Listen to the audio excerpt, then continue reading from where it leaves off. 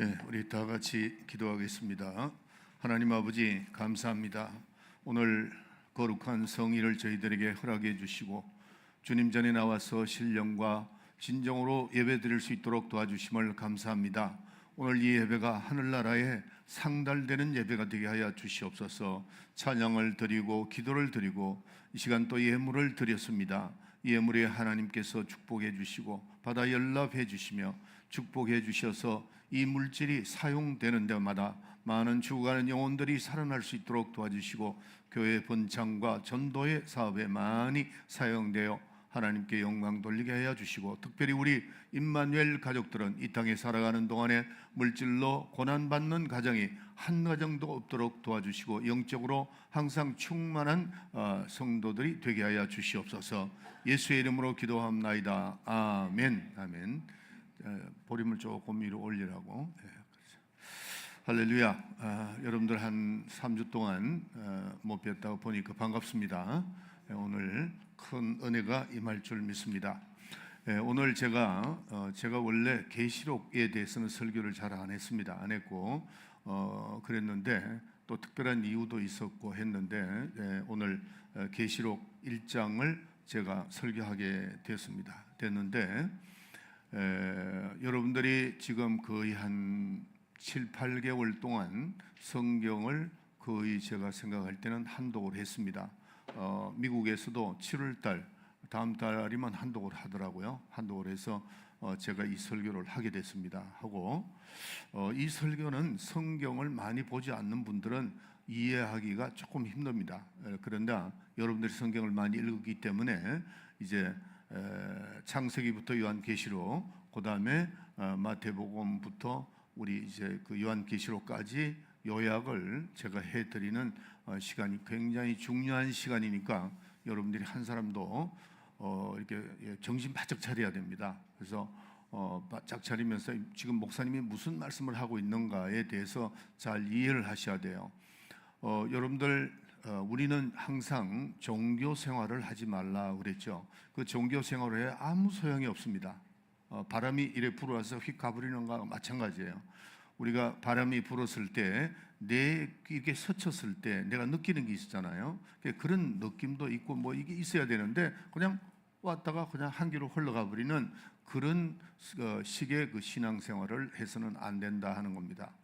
제가 지금 목회가 36년쯤 됐는데 조금 넘었는데 느끼는 것이 뭐냐면은 신앙생활은 절대로 적당히 해서는 안 된다는 겁니다.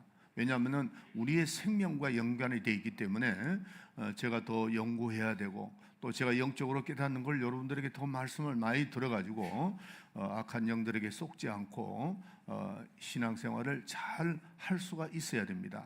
그리고 여러분들이 지금 앉아서 말씀 듣는 가운데 지금 특별히 어제 제가 우리 통역하는 분들에게 좀 간절히 간곡히 부탁했던 것은 오늘 이 설교를 좀 잘 이해를 했으면 좋겠다. 이제 러시아 분들이 이해를 해야 되잖아요. 제가 우리 그 미국에는 영어로 통역하는 게 내 손녀입니다. 손녀인데 내 언어를 거의가 이렇게 이해를 하는 우리 손녀입니다. 믿음이가. 그러나 제가 토요일 날 혹시나 하고 불러가지고 우리 세라 목사하고 둘이 앉혀놓고 우리 사람하고 앉아가지고 이걸 다시 했습니다. 하니까 조금 우리 믿음이가 어려웠던 것 같아요. 어렵고 이해하기가 조금 힘들었던 것 같아요. 그래서 다시 묻고 해서 주일날 이렇게 설교를 했습니다. 하여튼 오늘 큰 은혜가 임하고 또 성령으로 말씀을 들어서 그 말씀이 내 영혼의 생명이 양식이 되어야 될 줄 믿습니다. 자, 오늘 이 제목이 예수 그리스도의 계시 그러잖아요. 여러분들이 아마 이런 그 제목은 처음 볼 겁니다. 예수 그리스도의 계시. 근데 오늘 이 말씀이 계시록 1장 1절에 있다는 사실입니다. 예수 그리스도의 계시. 그리고 이 계시록이 마지막 요한이 반모섬에서 말씀을 받았던 말씀이잖아요. 이거를 잘 연결하도록 그렇게 하겠습니다. 자, 하나님은 살아계십니다. 아멘. 다 같이 하나님은 살아계시다 두 번 시작. 하나님은 살아계신다. 하나님은 살아계신다. 우리가 이 하나님을 살아계신다고 할 때에 우리의 생각 속에서 그냥 하나님 살아계신다 하는 그런 마음을 먹게 되면은 안 됩니다. 분명히 눈에 보이지 않지만은 그분은 살아계신다는 것을 아셔야 됩니다. 그래서 그 살아계시는 그 사실에 대해서 우리는 정보도 받았고 또 체험도 받은 사람들입니다. 저 뒤에 잘 들립니까? 네, 조금 더 올려놓으라고. 네, 내가 목소리가 좀 간 것 같아서.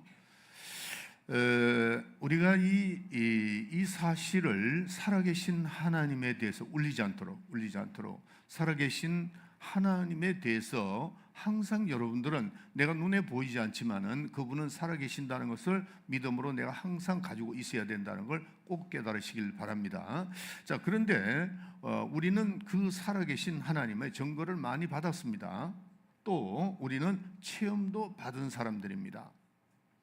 여러분들, 살아있는 자와 죽은 자의 차이가 뭐냐 하는 겁니다. 살아있는 자, 죽은 자의 차이가 뭐냐? 세상의 이방인들은 죽은 자에게 어떻게 합니까? 제사를 지냅니다. 제사를 지내죠. 그러나 이 기독교인들은 그렇게 하지 않습니다. 제사를 지내지 않고 믿음으로 하게 되는 것이죠.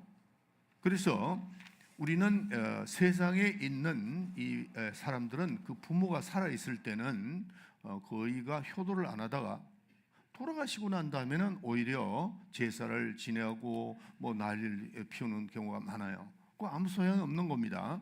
아무 소용 없는 거예요. 그래서 우리는 살아계실 때에 잘 효도해서 살아계셔서 내 부모를 공경하라. 성경이 그렇게 돼 있죠. 살아있는 부모를 공경하라. 그 다음에 돌아가신 다음에는 이방인들과 같이 제사하지 말라고 고린도전서 10장 20절에 경고하고 있습니다. 그래서 죽은 자를 어지할 수도 없고 어지해봐야 아무 소용 없습니다. 아무런 그 죽은 사람이 무슨 특별한 걸 하는 게 아닙니다. 그러니까 죽은 자는 의지할 필요가 없다. 아무 의미가 없다는 겁니다. 그래서 죽은 자는 우리가 살아있는 자를 도울 수가 없다는 겁니다. 산 자가 도우는 거죠. 성경 말씀에 보면은 우리는 언제든지 떠나죠. 이 세상을 떠나면은 세상을 도울 수가 없어요. 그걸 분명히 성경에도 기록되어 있습니다. 그래서 우리는 옛날에 골리앗 장군, 굉장히 큰 그 골리앗 장군이 블레셋 군대죠. 그가 블레셋 나라를 돕고 있었습니다. 그때는 뭐 최고의 강적이죠. 뭐 누가 강대국이 돼서 누가 감히 덤빌 수 있는 사람이 나라가 없었는데, 근데 다윗에게 골리앗 장군이 죽었습니다. 죽고 난 다음에 그 골리앗이 블레셋을 도울 수 있었나요? 없었습니다. 아무리 강한 자라도 죽고 나니까 도울 수가 없었다는 거죠. 그리고 그 블레셋은 망하고 말았습니다. 그래서 죽은 자를 의지하는 것은 아무 소용이 없다 하는 것을 잘 알아야 됩니다. 그래서 성경 말씀에 보면 죽은 자를 의지하는 자는 부끄러움을 당한다 이렇게 되어 있습니다. 죽은 자는 아무것도 할 수 없다는 거죠. 그러나 하나님은 살아계십니다. 살아계시고 살아계신 하나님을 믿는 것이 그게 믿음입니다. 그러니까 여러분들이 하나님 살아계신다 입으로만 하는 것이 아니고 그분은 살아계시고 우리를 위해서 항상 정말 우리의 삶 속에 간섭하시고 인도해 주신다는 것을 여러분이 잘 아셔야 됩니다. 자, 그러면은 하나님 눈에 보이지 않는데 살아계신 하나님을 어떻게 알 수 있느냐 하는 겁니다. 하나님이 아담에게 말씀을 하셨죠. 계명을 지켜라. 선악과를 따먹지 마라. 계명을 어기면 죽는다. 그런데 하나님은 보이지 않지만은 계명은 있다는 거죠. 그걸 어떻게 알 수 있을까요? 아담이 계명을 어겼을 때 어떻게 됐죠? 아름다웠던 에덴 동산이 순식간에 엉겅기로 변했습니다. 하나님은 눈에 보이지 않지만은 계명이 있기 때문에 그 계명을 어기자 말자 어떻게 됐죠? 엉겅퀴로 변했다는 거죠. 환경의 저주로서 하나님이 살아계시는 것을 경험할 수 있었습니다. 그들은. 그래서 에덴에서 쫓겨났는데 자식을 놓죠. 가인과 아벨이 낳았는데 둘이가 어떻게 되죠? 살인이 벌어졌다는 거죠. 그리고 또 벌써 하나의 저주의 그게 나타나는 겁니다.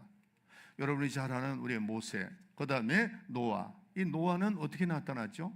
방주를 지어가지고 지어라, 그러니까 순종했습니다. 순종을 하고 그 방주 안에 들어간 자들은 8식구는 살았고 밖에 있는 사람은 다 죽었다. 그게 나타난 거죠. 자, 그러면 모세는 이스라엘 백성들은 이 모세를 의지하고 나왔습니다. 바로를 의지했던 나는 다 망했지만은 모세의 말을 순종하고 이스라엘 백성들이 의지하고 나왔던 그 모세에 나왔던 이스라엘 백성들은 다 살았습니다. 하나님이 그들에게 계명을 주셨는데 그 계명을 지키는 자는 자꾸 살았습니다. 이스라엘 백성들이 생명길로 인도함을 받았는데 그 애굽을 탈출한 사람들 가운데서 계명을 어기는 자에게는 하나님께서 2만 5천 명을 즉시 죽게 해버리고 3만 명을 죽게 해버리고 심지어는 5만 명까지도 순식간에 죽게 됐다는 거죠. 집단적으로 저주를 받은 겁니다. 하나님은 눈에 보이지 않지만은 하나님의 계명은 살아있기 때문에 그들에게 그게 나타났다는 거죠. 하나님이 살아계심이 드러난 거죠. 히브리서 2장 2절에 보면은 천사가 전해준 율법도 지키지 않았던 사람들이 공병된 보응을 받았거든, 이렇게 말씀을 하고 있습니다. 하나님의 사심이 그 공병된 보응으로 나타났다는 거죠. 자, 그러면 신약에 와서 우리가 예수 그리스도를 통해서 말씀을 우리에게 주셨는데, 근데 구약에서 나타나는 거하고 신약에서 나타나는 거하고 조금 틀리죠. 구약에서는 즉시 죽었습니다. 즉시 죽고 그 어긴 자들에게 대해서 하나님께서 저주를 하셨는데, 신약에 와서는 구약에 있는 것과 같이 똑같이 그렇게 나타나지 않으니까 사람들이 하나님이 안 살아계시나? 신화 같은 존재인가? 이렇게 생각을 합니다. 그렇지 않습니다. 구약과 신약이 어떻게 돼서 그런가를 지금 잠깐 말씀드릴게요. 자, 구약은 육체의 예법으로 되어 있습니다. 육체의 예법으로 되어 있기 때문에 그 육체의 예법을, 하나님의 사심을 그 공병된 보응으로 나타내 주셨고, 신약은 와서 영적인 부분입니다. 구약은 육체의 예법으로 되어서 그게 나타났지만은 신약에 와서는 영적이고 내면적인 것을 다루고 있기 때문에 그렇다는 거죠. 마치 뭐 같으냐면은, 자, 여러분들 저를 잘 보세요. 저를 보고 듣는 것이죠. 메모하려면 메모를 하세요. 자, 저를 보세요. 여기 옷이 있죠. 그리고 제가 먹는 음식이 있습니다. 그럼 여러분들은 제 옷은 여러분 눈에 보입니다. 그러나 제가 먹는 거는 입으로 들어가니까 안 보입니다. 그렇지만은 나중에 제가 배가 고플 때 음식을 먹잖아요. 음식을 먹으면은 그게 나중에 힘이 난다고. 어제도 제가 제가 목요일 날 도착했나? 금요일 날 하루 정도를 잠도 못 자고 그러니까 음식을 한 끼만 먹었어요. 그러니까 오후 되니까 힘이 쭉 빠지는 거예요. 야, 이걸. 근데 우리 사람은 잠에 취해가 일어나지를 못해. 근데 난 또 부엌에 못 들어. 뭔지 몰라. 그냥 아무거나 막 주워 먹어 있어. 아주 뭐. 그래가지고 이제 있으니까 조금 낫더라고요. 현기증이 나요. 안 먹으니까. 근데 딱 입에 들어가니까 조금만 먹어도 이게 힘이 난단 말이에요. 그러나 그게 눈에 보이지 않죠. 예? 입으로 들어가니까. 그와 마찬가지로 우리는 이 신약의 하나님의 계시는 눈에 보이지 않지만 내적 운동이 일어난다는 거죠. 내적 변화가 일어나고 내적 증거가 일어납니다. 그러면 구약에는 공병된 보응으로서 형벌을 했다는 거죠. 눈으로 보는 거죠. 뭐 2만 5천 명을 갑자기 죽고 순종하지 않던 자를 3만 명 죽어버리고 막 이렇게 됐다, 구약에는. 그래서 육체의 예법으로 구약이 되어 있기 때문에 그렇다 하는 거야. 그러나 신약 때는 그렇게 나타나지는 않지만은 하나의 모델이 돼서 구약이 모델이 돼서 그게 내적으로 일어난다 하는 겁니다. 고린도전서 10장 5절에 보면은 집단적 멸망의 사실이 증거가 되어 말세에 만난 우리에게 경계로 기록되었다라고 말씀을 하고 있습니다. 예. 그래서 어떤 사람이 이렇게 말합니다. 지금 우리는 구약의 의복과 같은 그런 내면은 볼 수 있지만은, 그러니까 구약은 또 폐해졌다. 이제는 구약의 시대가 아니니까.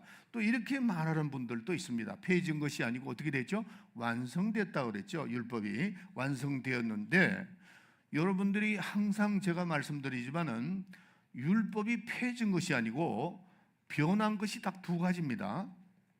두 가지입니다.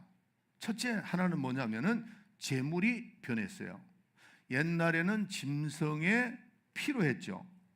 그러나 이제는 뭐예요? 예수의 피로 한다는 거죠. 이게 변한 겁니다. 이런 정도는 우리가 머리에 딱 넣어놓고 있어야 돼요. 예.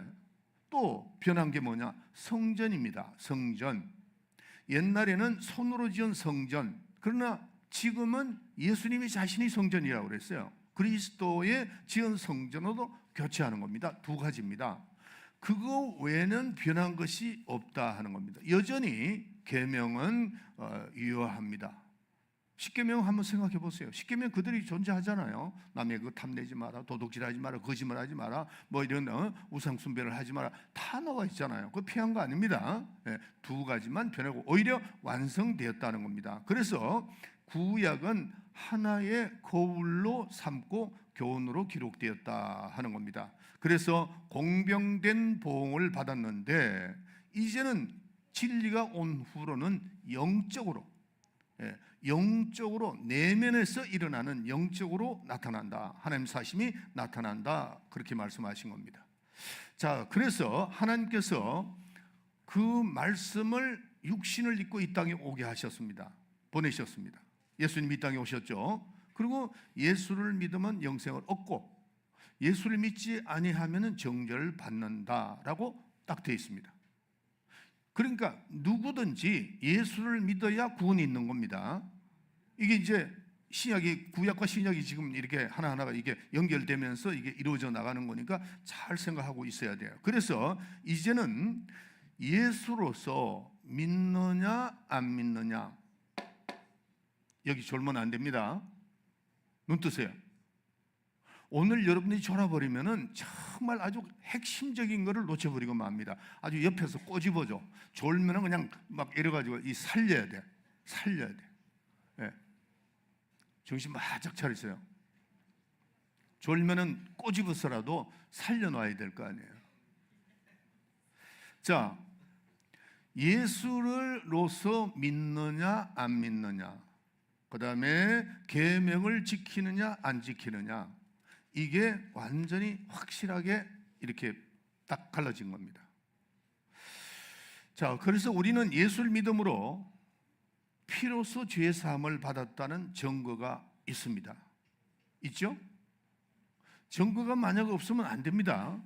우리는 예수의 피로써 우리는 확실한 체험이 있다. 죄 사함을 받은 증거가 있다는 거죠.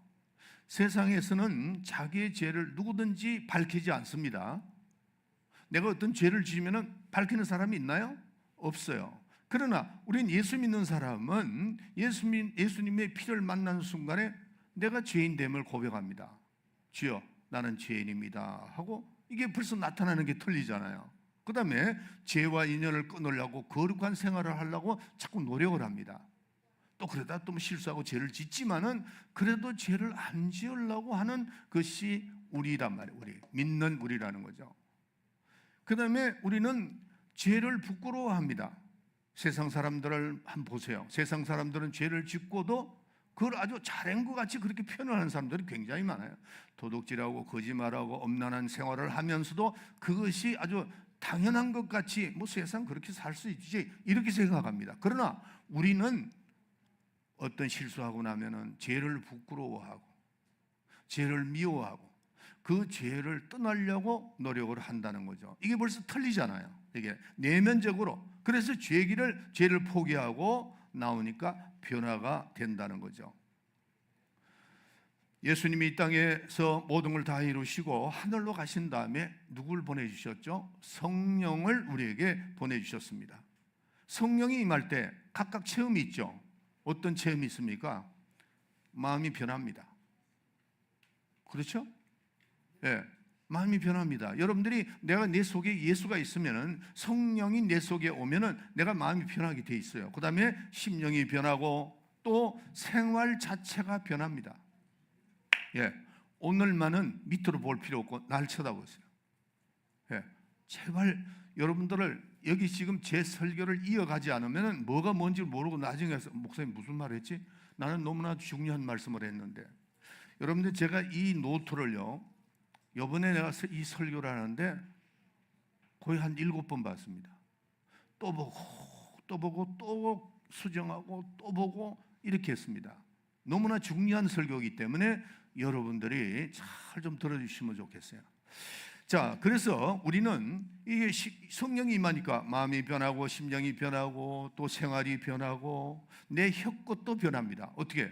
방언도 하고, 기도하면서 방언도 나오고, 또 손끝도 변합니다.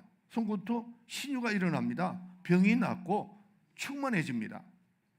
여러분들 이번에 우리 TD에서요, 일본 사람이 하나 왔습니다. 일본 사람이 휠체어가 완전히 휠체어 타고 왔고 눈이 다 풀려 있어요. 일본 사람인데 다 풀려 있어요.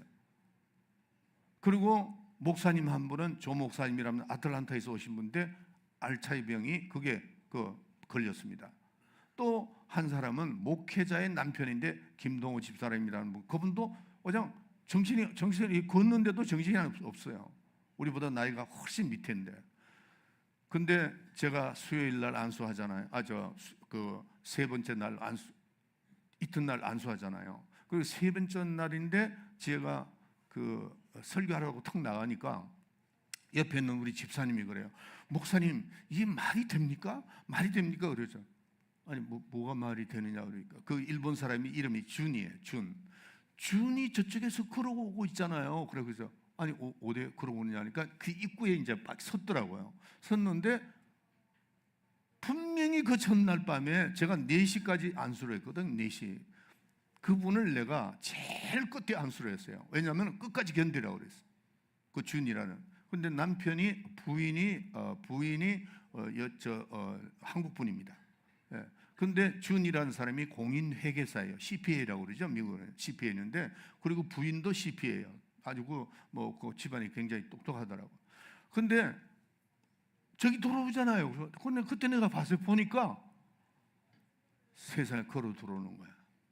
그러니까 다들 이제 영어로 오 마이 갓 이런 사람은 이게 있을 수 없는 일이다 이러면서 이제 막 들어오더라고. 그런데다가 또 그 부인이 목사님이고 남편이 이제 집사님, 그분도 그냥 멀쩡하게 들어오는 거예요. 여러분들, 한 사람이 그렇다면 우연하다고 할 수 있지만은 이번에도 환자가 굉장히 많이 왔는데 이번에 여러분들이 그 김바울이라는 목사님을 한번 찍어보세요. 찍어보면 이분은 32년 동안 러시아 선교를 했던 분입니다. 이분이 오셨어요, 거기에. 그리고 이틀째, 3일째 그걸 보고 저하고 좀 얘기를 좀 하자 그러더라고요. 러시아 선교를 목사님 같이 다시 합시다. 목사님이 하시는 이 사역을 해야 된다고 이러면서 말씀도 제가 들어봤는데 이 말씀을 드려야 된다고 이렇게 얘기하면서 그렇게 얘기를 했습니다. 여러분들, 제가 무슨 능력이 있어서 그러는 거 아닙니다. 성령이 임하니까 입에는, 혀끝에서는 방언이 나오고 손끝에는 신유가 넘친다는 거죠. 이건 나만 있는 것이 아니고 이거는 우리가 신약에는 보편적인 겁니다. 구원도 보편적이고 신유도 보편적이고 여러분들이 다 할 수 있어요. 이번에도 여러분들 여기에서 우리 TD에서 많은 기도 후원자들이 옆에서 그냥 많은 그 역사가 일어났잖아요. 이번에 우리 KMTD에서. 그래서 그쪽에 가서도 내가 그렇게 얘기를 했습니다. 나만 할 것이 아니고 여러분 좀 나오라고 하니까 평소에 기도를 많이 했던 분들이 6명이 딱 왔어요. 여기 3사람, 여기 3사람 딱 서가지고 계속 기도하는데 그분들이 나이가 많으니까 앉았다 일어났다 하면서 계속 4시까지 새벽 4시까지 놀랍게 역사한다. 놀랍게 성령이 임하니까 여러분들, 기독교는 수용하는 것이 아니고 하나님의 살아계신 그 하나님이 직접 그 손길로 우리를 인도해 주시는데 우리는 그 체험 속에서 신앙생활 하는 겁니다. 아멘. 네. 우리가 이 신약이라고 하는 것은 이루어지고 있었던 것, 앞으로 이루어질 것, 그게 신약입니다. 그리고 구약은 창세기부터 예수님이 오실 때까지 그게 언약입니다. 하나님의 언약이다 하는 거죠. 신약은 예수님이 이 땅에 오셔서 종말까지, 예수님이 이 땅에 오셔서 종말까지, 다시 오실 예수님까지 기록한 것이고, 그래서 우리는 이걸 잘 살펴서 믿음을 가져야 된다 하는 겁니다. 이것을 확실히 우리가 알아야 돼요. 여러분, 하나님 살아계십니다. 하나님은 살아계시고 살아계셔서 우리에게 역사하시고, 그래서 우리는 살아계신 분을 의지하는 것이 죽은 자를 의지하는 거 아닙니다. 죽은 자, 제가 서두에 말씀드렸죠. 죽은 자는 아무것도 할 수 없습니다. 누구도 도와줄 수가 없어요. 살아계신 하나님만이 우리를 도와주신다. 그렇기 때문에 우리는 죽은 자를 의지할 필요가 없습니다. 살아계신 이를 의지하는 겁니다. 그렇기 때문에 우리는 하나님의 말씀을 잘 알아야 됩니다. 그래서 내가 여러분들에게 성경을 읽자, 성경을 읽는 운동을 하자 했던 것이었는데, 여러분이 잘 따라와 주셔서 감사해요. 네. 하나님의 말씀을 잘 따라오려면 어떻게 알아야 됩니다. 제 책임은 여러분들이 성경을 다 읽어놓으면은, 제 책임은 여러분들에게 잘 어떻게 하면은 이해시켜드리고, 또 잘 모르는 건 또 제가 가르쳐드리고, 이렇게 하면서 이렇게 제가 앞서가고 여러분 따라오는 겁니다. 자, 성경 중에 성경은 사복음서입니다. 사복음서, 마태, 마가, 누가, 요한 이렇게 나가죠. 사복음서입니다. 성경 중에 성경은 사복음서입니다. 자, 그러면 이 사복음, 신약은 사복음 중심으로 나가는데, 이 사복음서가 여기서부터 더 중요한 말씀입니다. 각각 특징이 있습니다. 사복음서, 마태복음, 마가복음, 누가복음, 요한복음, 이 네 복음이, 사복음이 각각 특징이 있습니다. 자, 그걸 오늘 말씀드릴게요. 마태복음이 지니고 있는 특별한 의미가 있습니다. 마태는 누구냐면은, 이 사람은 세리였습니다. 세리장이다 하는 겁니다. 그때 당시에 로마 밑에 있었죠. 가이사의 황제 로마 밑에 있었던 겁니다. 그래서 이 사람은 세금 징수원인데, 국경지대에서 세금을 걷는 사람이었습니다. 그래서 세무공무원이었죠. 그러면은 이 사람이 자기 이제 가이사의 왕에게 충성하는 겁니다. 열심히 충성해서 세금을 걷어서 정부에다가 보내주는 그런 사람이었습니다. 충성스럽게 일을 하다가 누굴 만났냐? 예수님을 만난 겁니다. 세리가 예수님을 만나고, 그래서 그는 그 예수님을, 자기가 가이사에게 충성하던 그 마음을 가지고 예수님을 만나고 나니까 예수님께 아주 충성되게 예수님을 잘 보살폈던 분입니다. 제가 신학교 다닐 때에 마태복음은 왕으로 오신 예수라고 배웠습니다. 그 말이 맞습니다. 왜냐하면 마태가 자기가 섬기던 가이사에게 섬기던 그 충성을, 예수님을 만나고 난 다음에 세무공무를 다 그만두고 예수님을 따라다녔으니까요. 따라다니면서 예수님을 잘 모신 겁니다. 충성되게 모셨습니다. 조심스럽게 잘 모셨습니다. 그리고 예수님이 하늘나라에 가신 다음에 기록한 것이 뭐냐면은 마태복음입니다. 마태복음.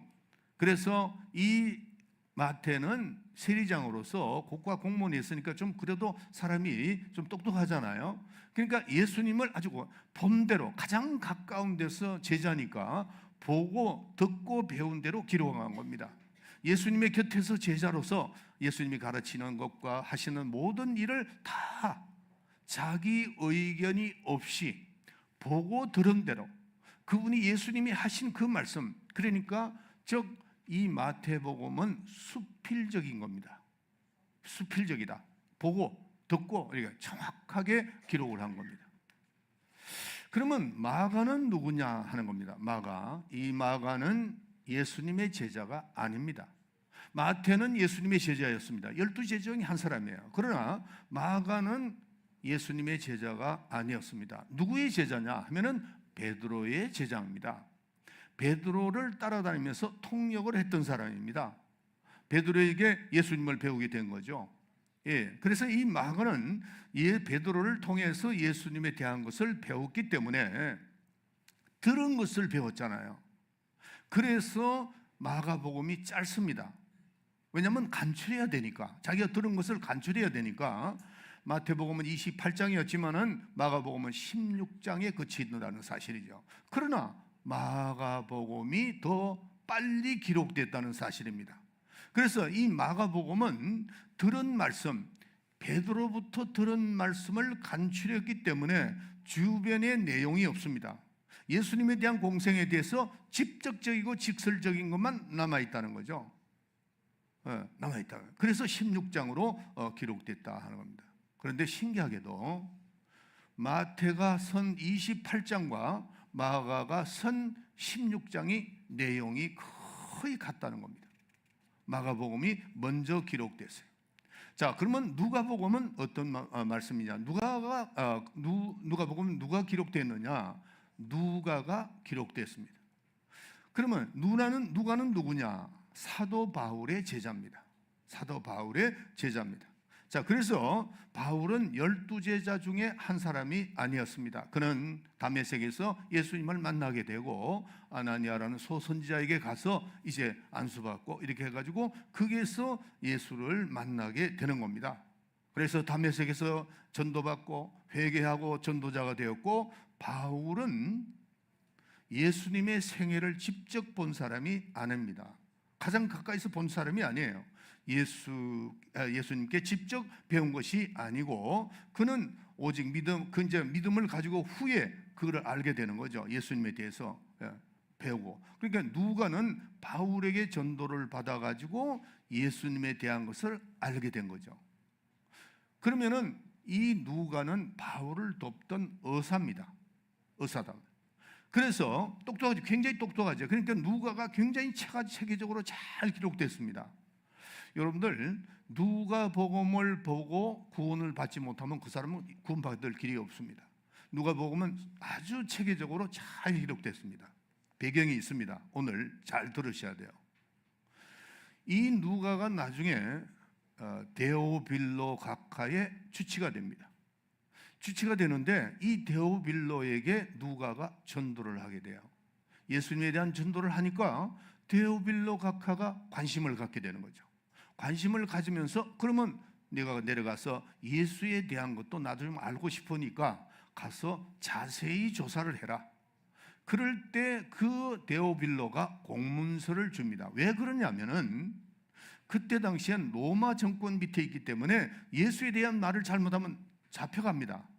그러니까 데오빌로 각하가 공문서를 이제 재는 거죠. 네가 누구든지 마음대로 가서 그 하라니까 그 공문서가 있으니까 이제 제일 먼저 찾아간 사람이 누구냐면 예수님의 제자, 살아있는 그 제자들을 찾아간 거죠. 찾아와서 만나게 됩니다. 그 다음에 또 예수님이 당시에 예수님이 활동하던 사람이 있잖아요. 예수님의 제자는 아니지만은 가까이서 본 사람들을 다 찾아간 겁니다. 그 다음에 체험했던 사람들, 병 고침을 받은 사람들, 눈먼 자를 뜨게 했던 사람, 죽은 나사로와 같은 이런 모든 사람들, 예수님에게 그 체험을 받았던 사람들, 그런 사람들을 가서 다 조사했습니다. 현장 조사를 다 했습니다.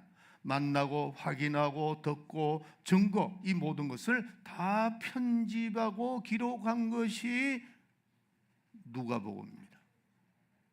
굉장히 정확하게 썼죠. 디테일하게. 여러분들 누가복음을 다시 읽어보고 제가 지금 말씀하는 걸 누가복음 다시 읽어보면은 지금 제가 말씀하는 걸 그 전부 다 나옵니다. 정확합니다. 그래서 마태복음은 주님의 제자이기 때문에 직접 보고 들은 것이지만은 마가복음은 누구의 제자라고요? 베드로의 제자입니다. 그래서 베드로에게 들은 것은 큰 제자로부터 배운 것이고, 누가복음은 12제자 중에 그는 들어가지 않습니다. 누구의 제자라고요?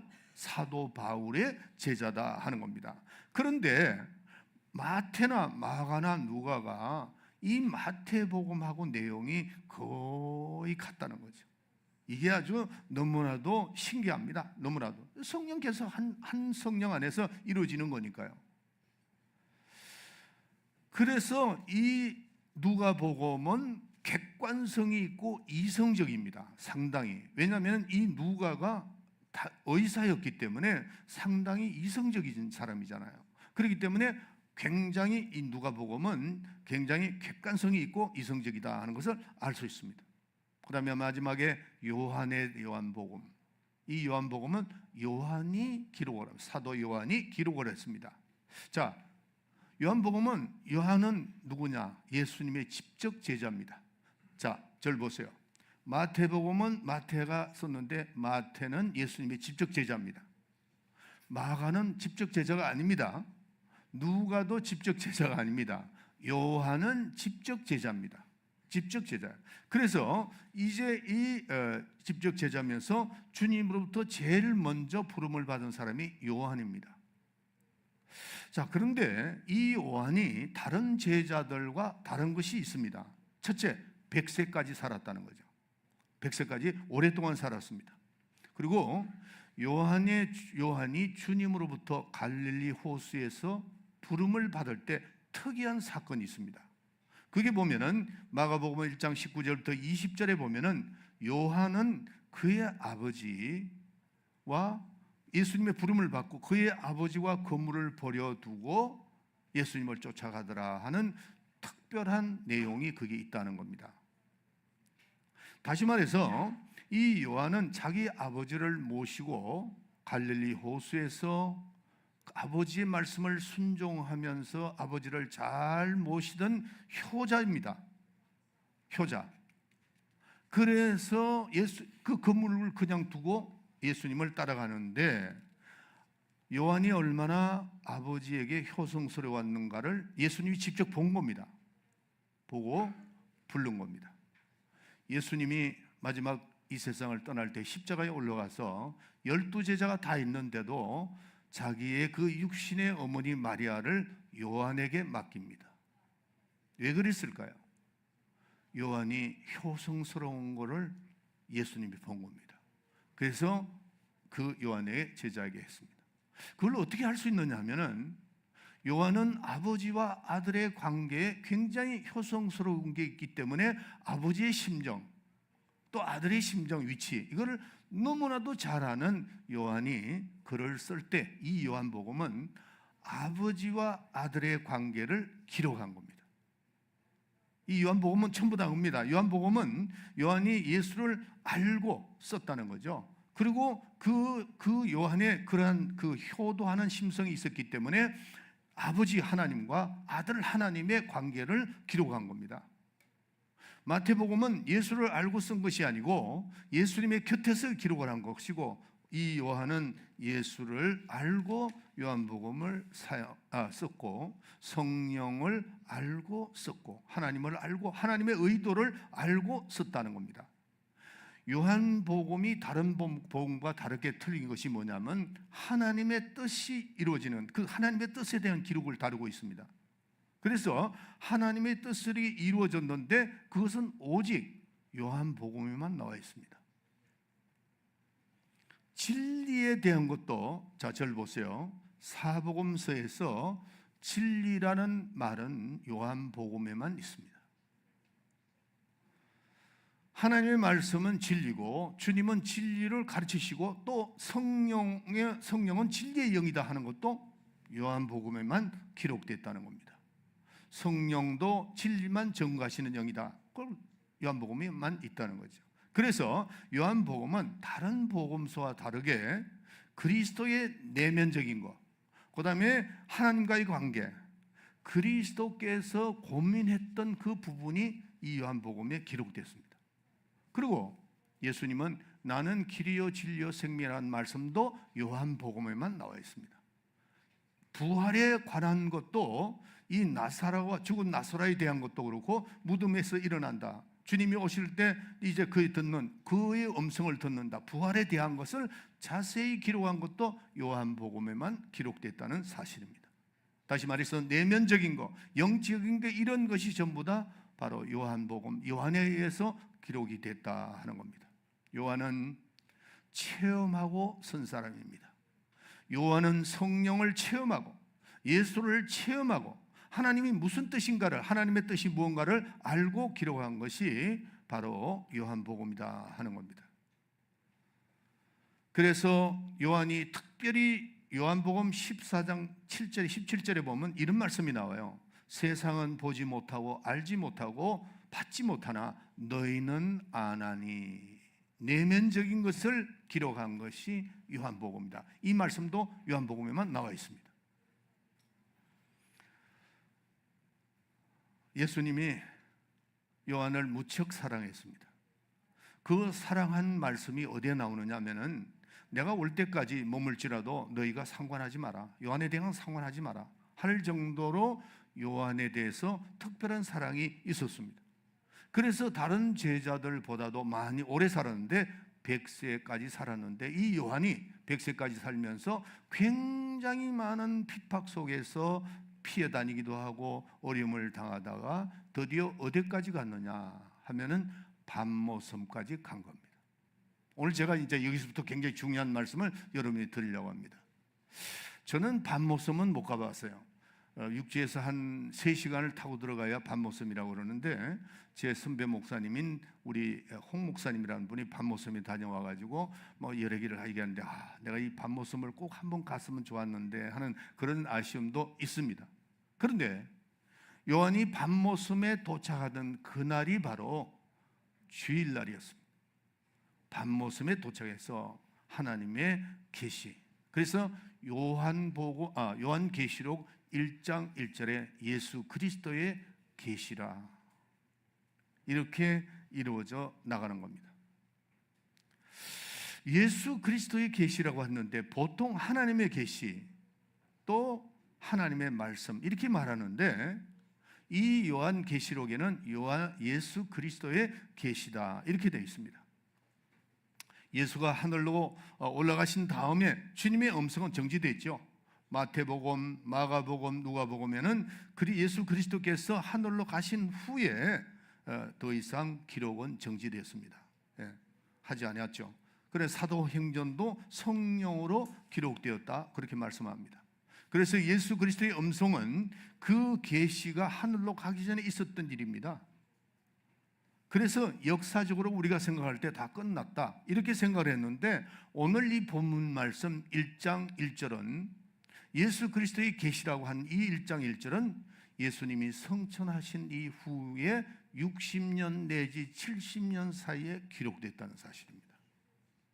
굉장히 중요한 말씀입니다. 예수 그리스도께서 하늘로 가신 다음에 그의 계시가 끝나지 않고 말씀을 이어줬다는 거죠.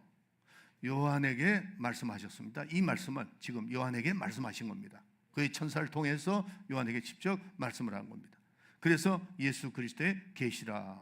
여러분들이 성경을 읽을 때 예수 그리스도 그러면 하나님의 아들이신 것을 그리스도가 붙으면은 하나님의 아들인 것을 꼭 기억해야 됩니다. 성경 읽을 때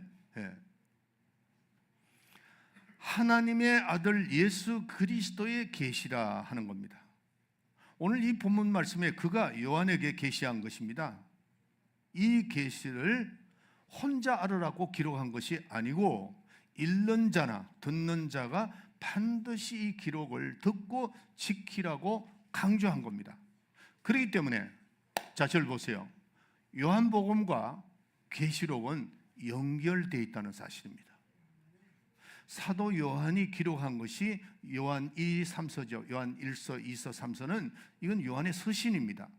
그리고 요한복음과 계시록은 뭐 심지어는 이렇게 표현할 수 있어요. 요한복음 전서, 요한복음 후서 이렇게도 할 수 있어요. 그런데 뭐 요한계시록 이랬는데 그러나 내용상으로 보면 이게 다 연결이 되어 있다는 사실을 아셔야 됩니다. 그래서 굉장히 중요합니다. 자, 그런데 이 요한계시록을 많이 읽는 사람이 없습니다. 왜 그럴까요? 요한계시록에 나와 있는 내용이 너무나도 무섭기 때문입니다. 그래서 죄종들이 요한계시록에 대해서 저도 다른 사복음서는 다 강의 설교를 했는데 요한계시록은 제가 강의 설교를 못했어요. 너무나 어렵고 무섭습니다. 근데 무섭다고 해서 설교를 안 하면 안 되죠. 거기 나와 있는 기록을 나는 좀 피해가고 싶어 한다고 해서 되는 것이 아니다는 거죠. 계시록 22장 18절 19절에 보면 뭐라고 말씀하시냐면은 여기에 있는 말씀을 읽고 듣고 한 것을 반드시 지켜라. 그런데 만약에 이 말씀에 더하면은 어떻게 되느냐? 만약에 지키지 아니하면 이 성에 기록한 재앙을 더할 거다 그랬어요. 성경에 나와 있는 재앙보다 더할 거다 그랬어요. 그 다음에 또 밑에 보면은 19절에 보면은 이 말씀을 무시하고 만약에 제어하면은 너희는 거룩한 성에 들어가지 못하게 된다 기록되어 있습니다.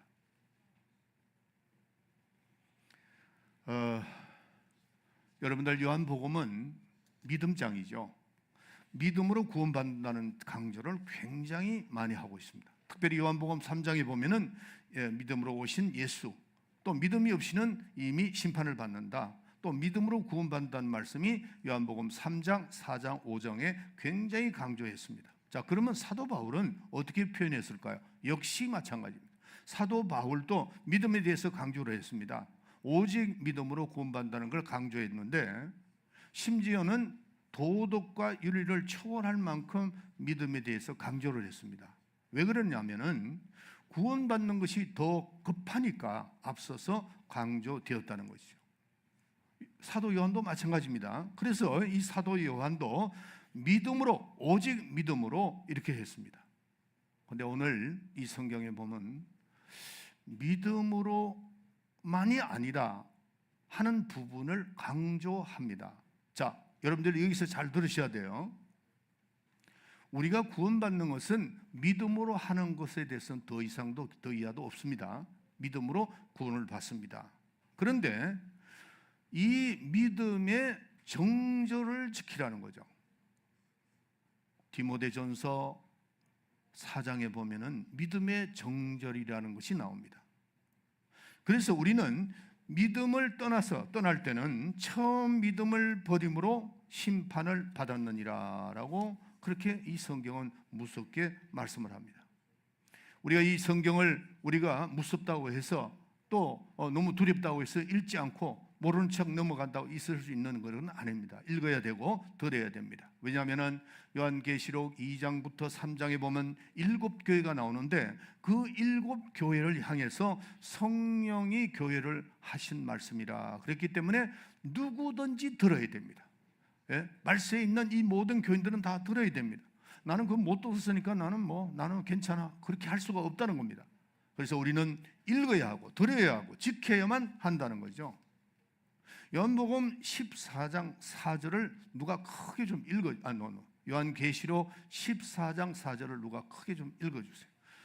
장로님이, 오장로님이 크게 좀 읽어주세요.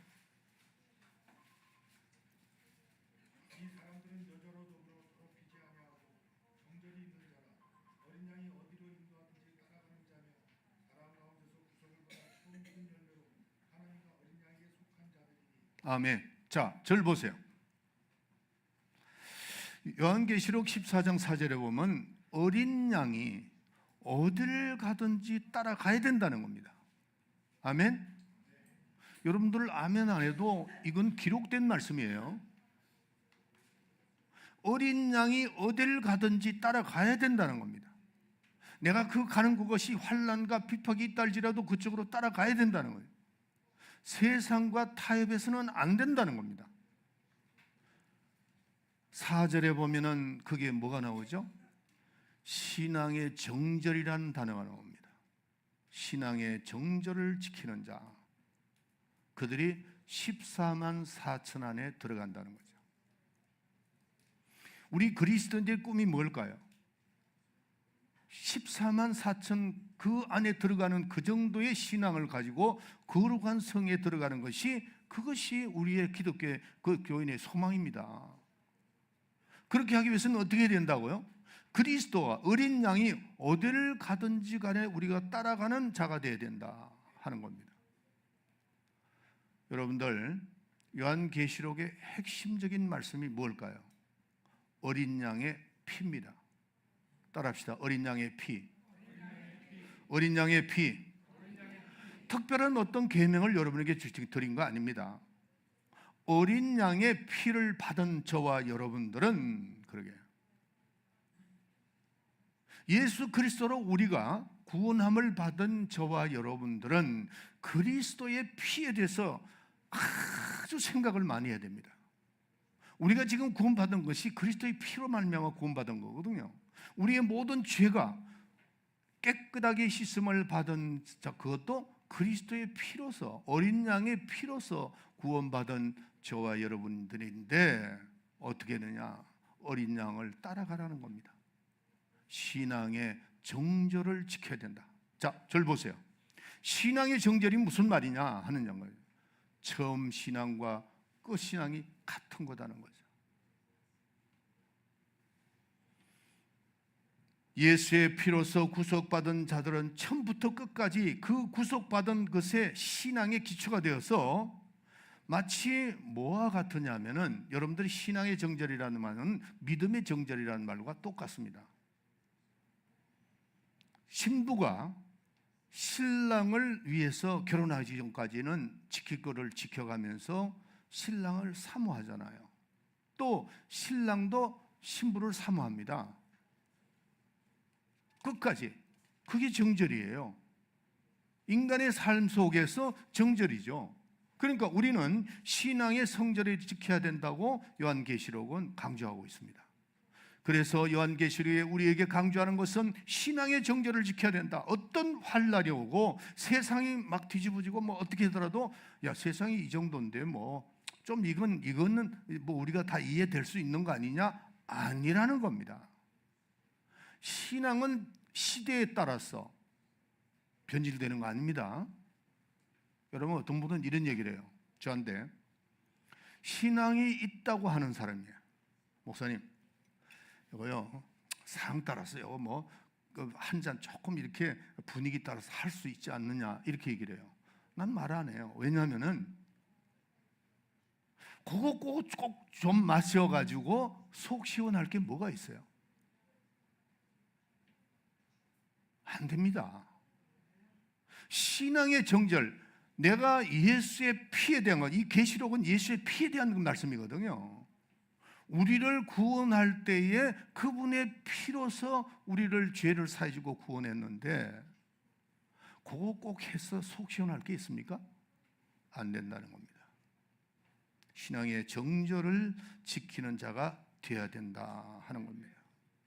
그래서 요한복음과 요한계시록은 연결되어 있다는 사실을 잘 아셔야 됩니다. 우리는 온전히 주님을 의지하고 그리스도의 피를 항상 기억하고 신앙생활을 해야 됩니다. 난 계시록을 안 읽으니까 난 못 봤어. 아니에요. 성경에는 분명히 내가 들으니 내가 보니라고 분명히 말씀해요. 예수 그리스도의 계시입니다. 이거는. 그리고 마태복음 28장 18절부터 20절에 보면은 하늘과 땅과 모든 권세를 아버지가 내게 주셨으니 너희는 내 말대로 순종하라고 되어 있습니다. 디모데전서 4장 1절부터 2절에 보면 그러나 성령은 밝히 말씀하시기를 후일에 어떤 사람이 믿음에서 떠나 미혹해하는 영과 귀신의 가르침을 쫓으라 하셨으니 자기 양심이 화인을 맞아 외식함으로 거짓말하는 자라 그랬어요. 진리 안에 없는 자라, 거짓말하는 자라. 오늘 여러분들이 제가 설교가 여러분의 마음에 부담이 되면은 회개하면 돼요. 믿음이 있다고 하면서 그 사람의 삶을 보면 방탕한 생활을 합니다.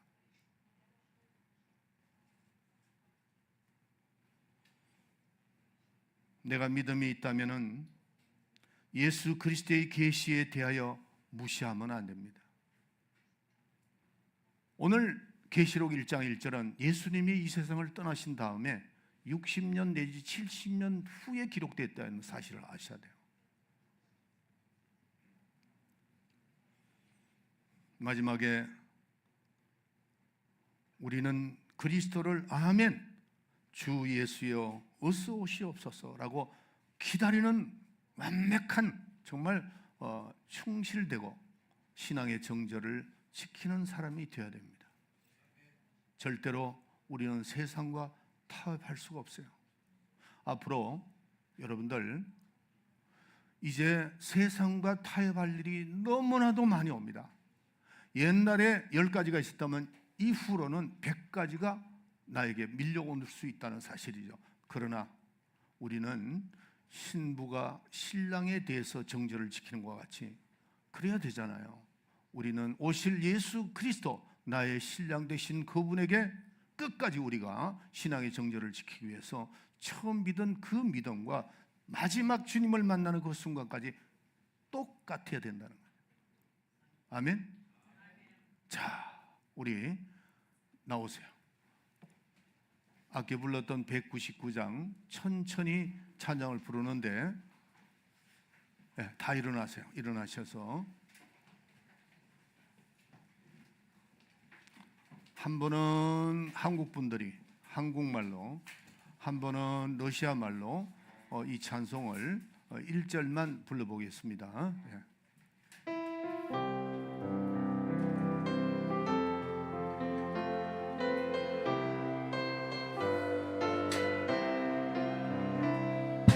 그 십자가를 지심으로 죄인을 구속하셨으니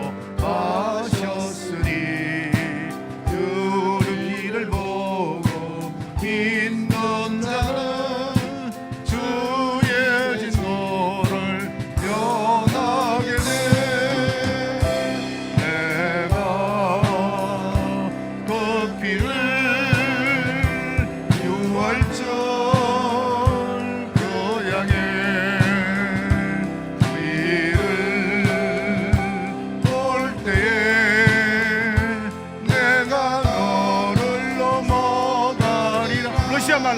러시아 분들만 크게, 더 크게, 러시아 분들만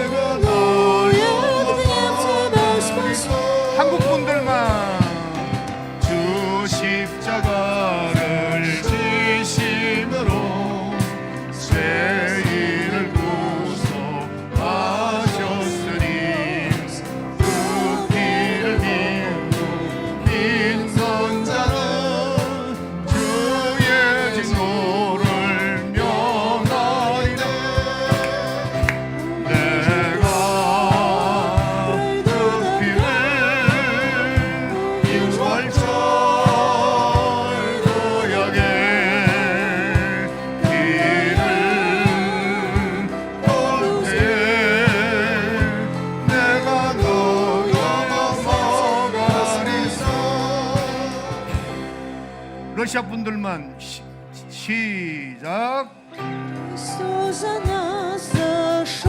줄여줘. 볼륨을 조금 줄여줘. 더 크게.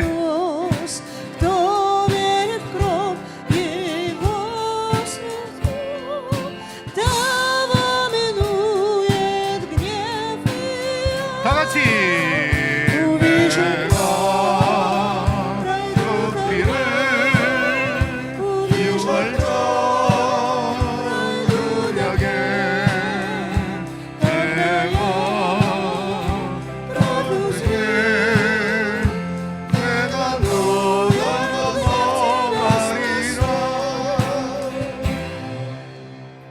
여러분들 이 찬송을 깊게 좀 찬송을 부르세요. 제가 미국에 지미스 와겐 목사님이라는 분이 있습니다. 그분이 보통 남미에 가면은 4만 명, 5만 명을 집회하던 목사님이었습니다. 굉장히 유명한 목사님이었습니다. 근데 그분이 여자 문제로 넘어졌습니다. 넘어지고 난 다음에 그는 정말 진심으로 회개하는 분이었습니다.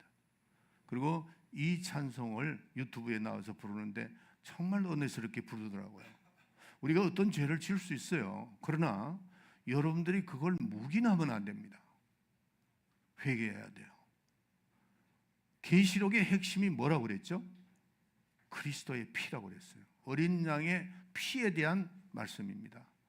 그래서 우리가 이 찬송을 부를 때에 여러분들이 깊이 왜 러시아 말로만 부르라고 하느냐, 한국말로 부르느냐는 것은 이 감각이 그렇게 오기 때문입니다. 그러니까 지금 먼저 한국분이 한번 부르고 러시아 분들이 크게 부르세요. 크게 우리 한번 부르고 예배를 마치도록 하겠습니다.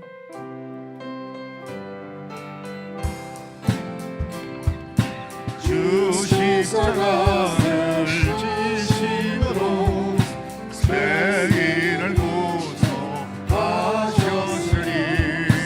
그 피를 믿는 자는 주의 기도를 면하. 다 같이 높이 손을 드시고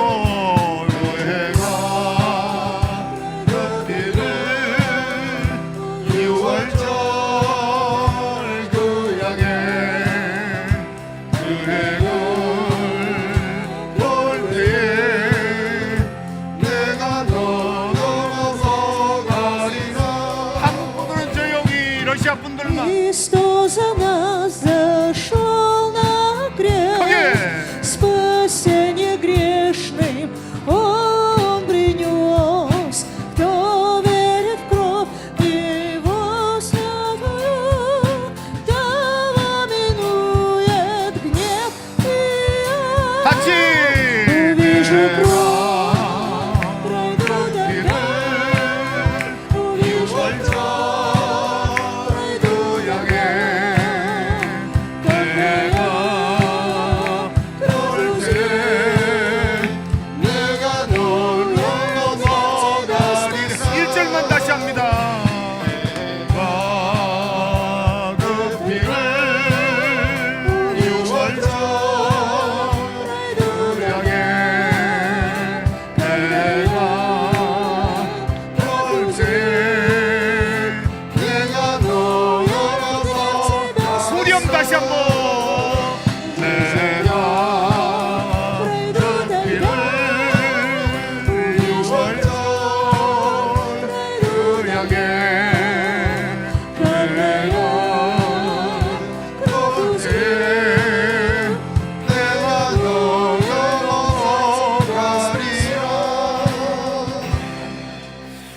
이 시간 우리 다 같이 한 1분 동안만 기도하는데 여러분들 여기에 계시는 분들 심각하게 들으셔야 됩니다.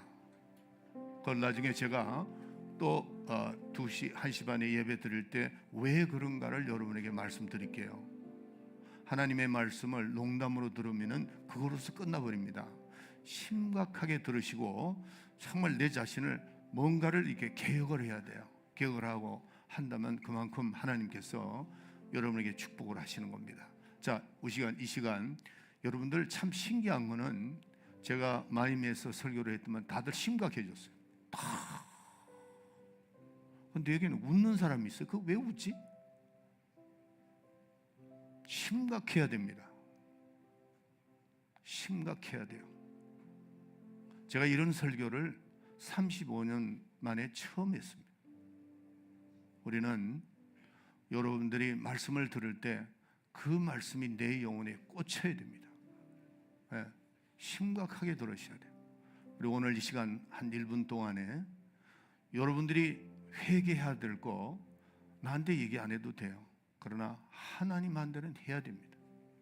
그 피로서 우리의 죄를 씻어주셨기 때문에 그 피로서 그 피를 생각하면서 정말 회개해야 됩니다. 회개하고 예수의 피가 나에게 무의미한 그런 피가 돼서는 안 돼요. 그 피가 나에게 정말 중요한 피가 되어야 됩니다. 이 시간 우리 다 같이 주 예수 3번 시작. 주 예수여, 주 예수여, 주 예수여. 사랑원이가 풍성하시고 자비로우신 아버지 하나님 은혜를 감사합니다. 오늘도 저희들에게 귀한 시간을 주시고 하나님은 정과 권능을 베풀어 주심을 감사합니다. 아버지 오늘 이 시간도 저희들에게 귀한 시간을 주셨사오니 하나님께서 강하게 역사하여 주시옵소서. 입술로 마음으로 생각으로 지은 모든 죄를 다 낱낱이 고백하게 하시고 아버지 하나님 우리가 우리 교인들이 마음에 정말 아버지 회개가 일어나면서 새로운 각오, 새로운 하나님의 영광과 능력을 아버지 하나님의 능력을 받게 하시고 새롭게 하나님 앞에 나아갈 수 있도록 도와주시옵소서. 회개합니다. 입술로 마음으로 생각으로 지은 모든 죄를 낱낱이 고백할 수 있도록 도와주시옵소서. 지금은 우리 구주 예수 그리스도의 은혜와 하나님 우리 아버지의 만극하신 사랑과 성령의 감동 충만 내지의 교통하심이 오늘 말씀을 듣고 예수 그리스도의 계시가 무엇인가를 깨닫고 어린 양에 따라서 내 평생 살아가면서 주님의 일을 감당하고 사명을 감당하리라 마음이 결심하고 돌아가는 우리 사랑하는 성도들 머리 위에 지금으로부터 영원토록 함께 있을지어다. 아멘.